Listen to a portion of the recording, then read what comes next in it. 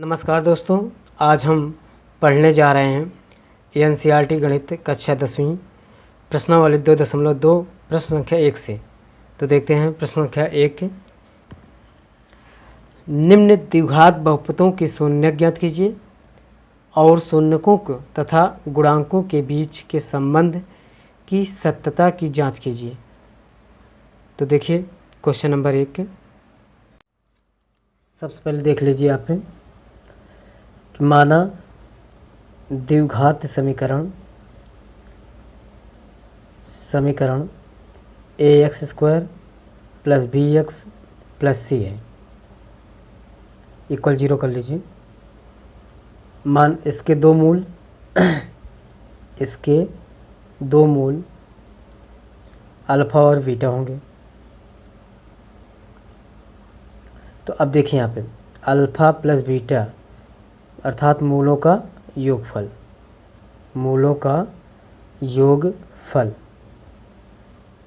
मतलब क्या होता है इसका फार्मूला, -x का गुणांक बटा x का गुणांक बटा क्या हो जाएगा x² का गुणांक। इसी तरह से आप मूलों का गुणनफल देख लीजिए। मूलों का गुणनफल क्या हो जाएगा, अल्फ़ा इंटू बीटा। तो क्या होगा, अचर पद बटा x² का गुणांक। ये अल्फ़ा बीटा क्या है, ये आपके दो शून्यक हैं जिसके मूलों का योगफल क्या होता है, शून्यकों का योगफल। अब मूलों का गुणनफल क्या होता है, शून्यकों का गुणनफल। तो इसी आधार पे हम अब पहला भाग चलते हैं। तो पहला भाग आपका क्या है, पहला भाग आपका लिखा हुआ है x² - 2x - 8।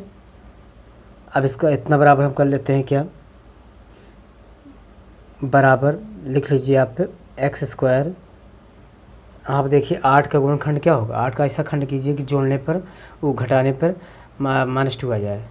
तो आपको पता है कि 4 दूना 8 है, तो लिख सकते हैं क्या x² - 4x + 2x - 8। अब देखिए यहाँ पे -4 में जब +2 घटेगा तो -2 आएगा। तो इतना बराबर कर लीजिए आप, x कॉमन कर लीजिए। तो क्या बचेगा x - 4, अब +2 कॉमन कर लीजिए तो x - 4। इतना बराबर क्या हुआ आपका x × x - 4 में क्या होगा, x - 4 कॉमन हो जाएगा ix + 2। अब इतना बराबर हम क्या मान लेते हैं, इसलिए x - 4 यहाँ पे कर लीजिए x - 4 और x + 2 = क्या कर लें, 0 कर लें, क्योंकि इसके शून्य ज्ञात करना है। तो x - 4 बराबर क्या हुआ, 0 हुआ। x + 2 बराबर क्या हुआ, 0 हुआ। तो x बराबर क्या हुआ आपको 4 और x बराबर क्या होगा -2। तो यही तो है आपका अल्फ़ा और बीटा। अब यहीं पे कह रहा है कि शून्यकों का योग ज्ञात कर लीजिए, अर्थात यहाँ पे देखिए कि शून्यकों तथा गुणांकों के बीच का संबंध है। शून्यकों तथा गुणांकों के बीच का संबंध है,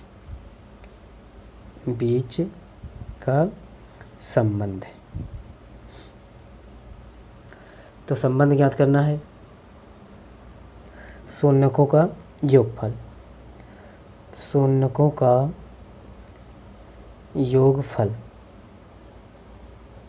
क्या हो जाएगा, दोनों शून्यकों का योगफल मतलब दोनों शून्यकों का योगफल जोड़ लीजिए। 4 + -2 अर्थात क्या हुआ, और 4 - 2 अर्थात 2 आया। अब यहाँ पे देखिए हमने यहाँ पे लिख रहे हैं इसको हम -2, अब बाहर भी माइनस कर दिए, बटा 1 कर लीजिए इसका, क्योंकि हर एक होता है। तब क्या हो जाएगा ये -2। देखिए यहाँ पे क्या लिखा हुआ है, यहाँ पे -2 गुणांक -1, तो -2 का गुणांक क्या है इसमें, देखिए -2 का गुणांक क्या x है। तो यहाँ पे लिख दीजिए -2 का गुणांक क्या है, वो x। अब माइनस कंटिन्यू रहेगा बाई 1 का गुणांक क्या है, यहाँ पे देखिए 1 का गुणांक क्या है, यहाँ पे x² है। तो यहाँ पे लिख दीजिए यहाँ पे x²। इससे साबित हो जाता है कि इसका संबंध क्या है, जो आपको शून्यकों के योगफल है वही आपके क्या है, -x का गुणांक बटा x² का गुणांक है। इससे सिद्ध होता है कि ये चीज़ क्या है, गुणांकों तथा शून्यकों के बीच का संबंध है। इसी प्रकार से आप शून्यकों का गुणनफल भी निकाल सकते हो। तो देख लेते हैं शून्यकों का गुणनफल। शून्यकों का गुणनफल तो क्या हो जाएगा, शून्यकों का गुणनफल क्या होगा, 4 गुणित -2, तो 4 दूना 8 है, -8 है। अब यहाँ पे देखिए -8/1 कर लेते हैं। जब -8/1 कर लेते हैं तो इसका मतलब क्या हुआ, यहाँ पे देखिए, यहाँ पे -8 के स्थान पे क्या लिख दें, देखिए यहाँ पे पूरा लिख देते हैं क्या, स्थिरांक के अर्थात अचर पद। तो यहाँ पे लिख दीजिए यहाँ पे अचर पद बटा क्या, एक किसका गुणांक है, x² का, तो x² का गुणांक है। तो यही संबंध था इसका, शून्यकों तथा गुणांकों के बीच का संबंध का। अब इसका भाग 2 चलते हैं।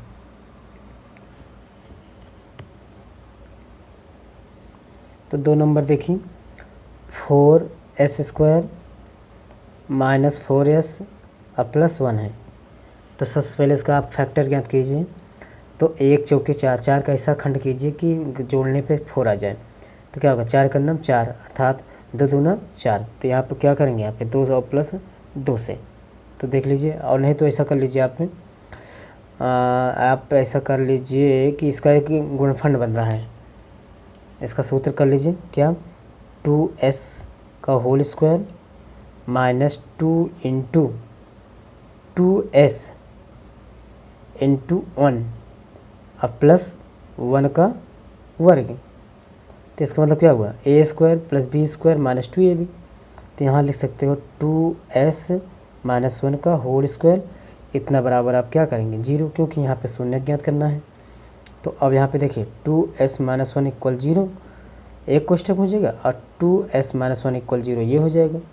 तो 2s बराबर 1, तो s बराबर क्या हो जाएगा 1/2। तो यहाँ पे भी वही क्रिया होगी। तो ये 2s बराबर क्या होगा 1, तो s बराबर क्या होगा 1/2। तो यही तो है आपका अल्फ़ा और बीटा। तो अब हम चलते हैं शून्यकों तथा गुणांकों के बीच का संबंध देख लेते हैं। तो देखिए शून्यकों तथा गुणांकों के बीच का संबंध है। तो बीच का संबंध क्या हो जाएगा आपका, तो लिखिए शून्यकों का योगफल। अब यहाँ पे योगफल क्या होगा, 1/2 + 1/2 हो जाएगा, अर्थात क्या होगा 1 1 2/2। अब यहाँ पे देखिए 2 से हम मल्टीप्लाई कर लेते हैं अंश और हर में, तो क्या बन जाएगा आपका 4/4। अब यहाँ पे देख रहे हैं कि यहाँ पे s² का गुणांक भी 4 है और s का गुणांक भी क्या है 4 है। तो यहाँ पे हम कर सकते हैं क्या, हमको क्या चाहिए, पहले माइनस। तो हम यहाँ पे देखिए माइनस लगा लेते हैं, एक माइनस बाहर कर लेते हैं, अर्थात क्या हुआ, अब -4 आपको लिखे है, अब -4 और माइनस, अर्थात माइनस क्या हो जाएगा, माइनस यस का गुणांक है, यस का गुणांक बटा क्या हो जाएगा, 4 क्या है s² का गुणांक है, तो यहाँ लिख दीजिए s² का गुणांक है। अब इसी तरह से आप निकाल सकते हो क्या, शून्यकों का गुणनफल निकाल लो। तो लिखिए शून्यकों का गुणनफल क्या हो जाएगा 1/2 × 1/2 हो जाएगा, अर्थात क्या हो जाएगा 1/4 हो जाएगा। अब यहाँ पे देखिए, अब हमको क्या चाहिए, अचर पद बटा s² का गुणांक। तो यहाँ पे देखिए एक क्या है, वहाँ पे आपके जो इक्वेशन दिया गया है वहाँ पे लिखा गया है 1 है, तो अचर पद ये है और s² गुणांक क्या है 4 है। तो इसका मतलब क्या हो जाएगा, एक क्या है अचर पद है, अचर पद बटा क्या होगा आपका 4 किसका गुणांक है s² का, लिखा है s² का गुणांक है।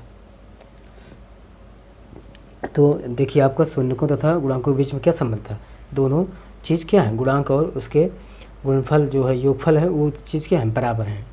अब इसी तरह से आप भाग 3 लगाइए। अब हम पहले क्वेश्चन का 2 क्वेश्चन बता दिए, पहला और दूसरा। अब इसी तरह से आप 3, 4 और 5 और 6 लगाइए। स्वयं अपने आप से। तो अब हम चलते हैं क्वेश्चन नंबर 2 में।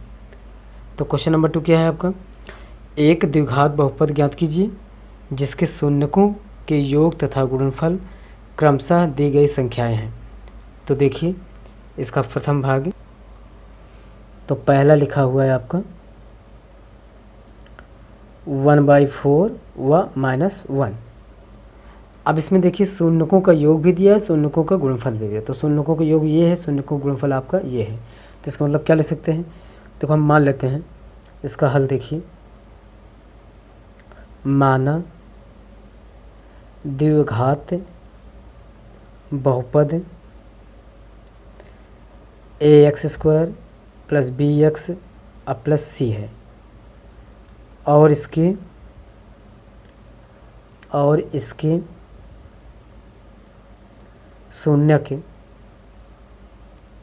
अल्फ़ा और बीटा है। तो देखिए तो अल्फ़ा प्लस बीटा बराबर क्या लिखा है, 1/4 लिखा है।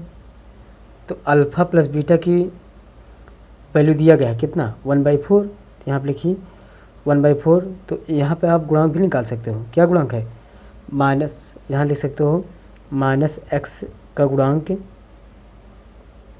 बटा क्या लिख सकते हो आप, x² का गुणांक, ठीक, अर्थात 1/4 के। तो माइनस का गुणांक क्या है, -b है। तो -b/s का गुणांक क्या है, a है, अर्थात 1/4। तो यहाँ पे लिख सकते हो कितना, a बराबर -4b। ए बराबर क्या लिख सकते हो, -4b, इक्वेशन नंबर फर्स्ट। अब इसी तरह से अल्फ़ा इंटू बीटा निकाल लीजिए आप। तो अल्फ़ा इंटू बीटा बराबर क्या हो जाएगा, यहाँ पे हो जाएगा आपका c/a। क्या होगा, c/a हो जाएगा। तो अल्फ़ा इंटू बीटा की वैल्यू क्या है, अल्फ़ा इंटू बीटा की वैल्यू क्या है, -1 है और c/a हुआ। तो इसकी वैल्यू रखिए तो क्या हो जाएगा, यहाँ पे a बराबर या c बराबर लिख दीजिए क्या, -a हो जाएगा, इक्वेशन नंबर 2। अब यहाँ पे देखिए, तो अब यहाँ से मान निकाल सकते हैं क्या, यहाँ पे लिख सकते हैं क्या, c बराबर बटा a बराबर क्या, -1। तो -1 बटा 1 कर लीजिए।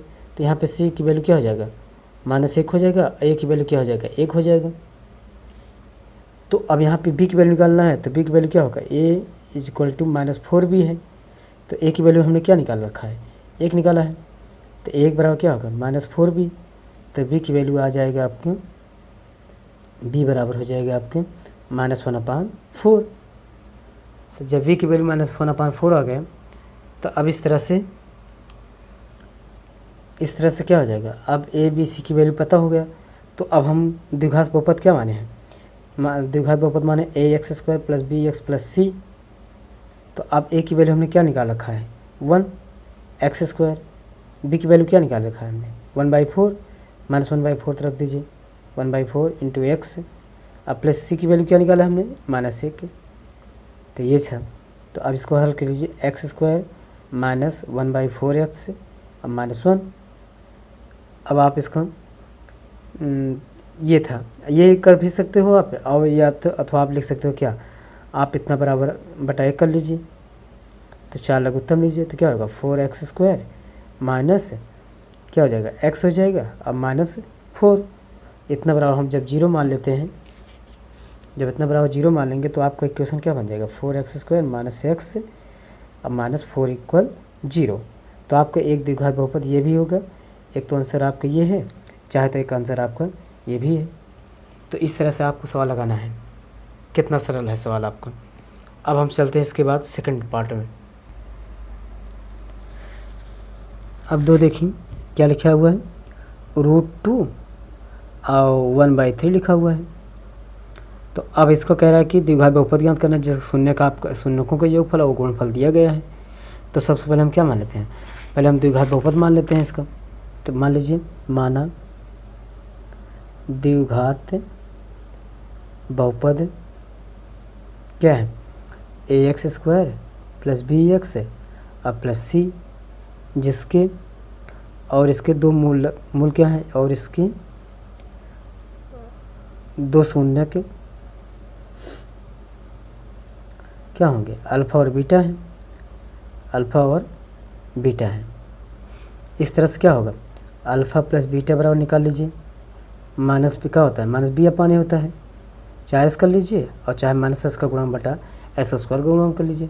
तो अल्फ़ा प्लस बीटा की वैल्यू क्या दिया गया है यहाँ पर, √2 लिखा है, तो यहाँ पर लिख लीजिए √2 बराबर क्या होगा, माइनस बी अपान ए हुआ। तो अब यहाँ से क्या निकाल लेते हैं, माइनस बी की वैल्यू निकाल लेते हैं, तो क्या होगा, तो माइनस बी बराबर क्या हो जाएगा आपका √2 इंटू ए हो जाएगा। अब इसी तरह से आप इक्वेशन में इसका फर्स्ट मान लीजिए। अब अल्फ़ा इंटू बीटा निकाल लीजिए, क्या होगा, सी अपान ए होगा। तो अल्फ़ा बीटा की वैल्यू क्या आ दिया, 1/3 लिखा हुआ है, तो सी अपान ए। तो यहाँ पे क्या हो जाएगा, ए बराबर आपका 3c हो जाएगा। इक्वेशन नंबर क्या होगा, 2 हो जाएगा। अब यहाँ से देख लीजिए, हमको ए और बी की वैल्यू निकालना है। तो यहाँ से देखिए आप, तो पहले सबसे पहले हम लिख देते हैं minus B upon A equal to का लिखिए, √2 लिख दिए, इसके बटा 1 कर लीजिए आप। तो अब यहाँ माइनस हटा दीजिए, तो B upon A equal to क्या होगा, माइनस √2 अपान 1 हो जाएगा, होगा ना। तो यहाँ पे बी की वैल्यू क्या होगा, बी की वैल्यू माइनस √2 हो जाएगा और ए की वैल्यू क्या हो जाएगा, 1 हो जाएगा। अब इसी तरह से ए की वैल्यू क्या निकाल लें, ए की वैल्यू ए निकाल चुके हैं, ए की वैल्यू निकाल चुके हैं यहाँ पे, ए बराबर 1, तो यहाँ पे 1 रख दीजिए, 3c। तो सी की वैल्यू कितनी आएगी, 1/3। तो अब हमको जब ए बी सी की वैल्यू पता हो गया, तो आप द्विघात बहुपद ज्ञात कर लीजिए। तो द्विघात बहुपद क्या मान रखे हो आप, द्विघात बहुपद बराबर क्या है आपका, द्विघात बहुपद माने हो आप पे ax² plus bx plus c माने हो आप पे। तो a की वैल्यू क्या निकाल रखे हो, 1x²। अब b की वैल्यू क्या निकाले हो, माइनस √2 और इंटू एक्स। अब प्लस c की वैल्यू क्या निकाले, 1/3 निकाले हो आप पे। तो यहाँ लिख दीजिए x² माइनस √2x अब प्लस 1/3। एक तो आंसर आपका ये है।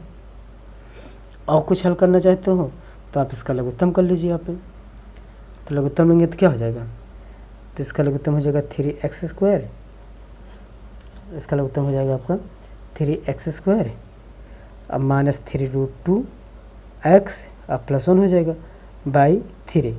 अब इतना बराबर चाहे आप 0 कर लीजिए, तो आप 3 क्या होगा, 0 में चला जाएगा, तो क्या हो जाएगा 3x² माइनस 3√2x अब प्लस 1, ये जाके आपका आंसर हुआ। तो ये भी आपका आंसर है। अब आप इसी तरह से और बाकी सवालों को आप सॉल्व कीजिए। बस यही आपका इतनी ही चैप्टर आपको बताया जाएगा। अब अगला चैप्टर 2.3 बताया जाएगा अगले वीडियो के लिए।